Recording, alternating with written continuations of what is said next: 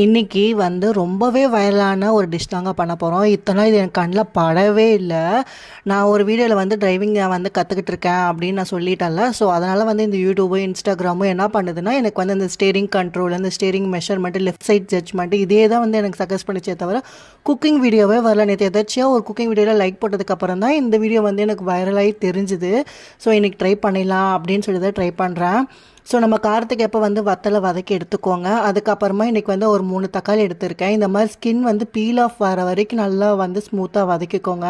பூண்டு கொஞ்சம் இருக்கட்டும், அதனால் நான் இன்னும் கொஞ்சம் வதங்கணும்னு எனக்கு தோணுச்சு. அதனால் வந்து அது கூடவே வந்து வெங்காயம் நல்லா வதக்கி எடுத்துக்கிறேன். இப்போ வந்து பார்த்திங்கன்னா நீங்கள் உப்பு போட்டு கொஞ்சம் காரத்துக்கு எப்போ மிளகாத்தூள் கூட ஆட் பண்ணிக்கலாம். பட் இதுவே போதுமானது, நல்ல காரமாக தான் இருக்கும். ஸோ நல்லா கையில் வந்து ஸ்மாஷ் பண்ணி போட்டுக்கோங்க. உங்களுக்கு அப்படி வேண்டாம், வெங்காயத்தோட க்ரன்ச்சினஸ் வேண்டாம் அப்படின்னா பல்ஸ் மோடு போட்டு கூட எடுத்துக்கோங்க. செம்ம டேஸ்ட்டாக இருக்கும். ட்ரை பண்ணுங்கள்.